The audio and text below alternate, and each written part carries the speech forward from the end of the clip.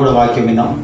మొట్టమొదట యేసుక్రీస్తు 70 మంది శిష్యులను ఏర్పరచుకొని వారితో పరిచర్య చేయించాడు. మొదట బాగానే చేశారు.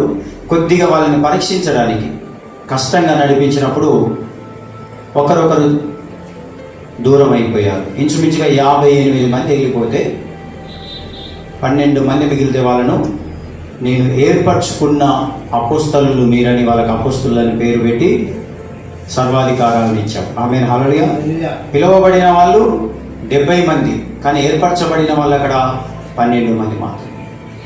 ఆ 12 మందిలో కూడా కొన్ని రోజుల తర్వాత ఒకడు వెళ్ళిపోతాడు. ఆ 12 మందిలో ఒక అపోస్తలు, ఆది అపోస్తలులో ఆయన ఏర్పరచుకొని పేరు పెడితే కూడా ఏర్పరచబడిన వాడు కూడా మోసపడి 30 వెండి నాణెములకు ప్రభుని అప్పగిస్తాడు. ఇస్కరియోతు యూదా అనే ఒక శిష్యుడు.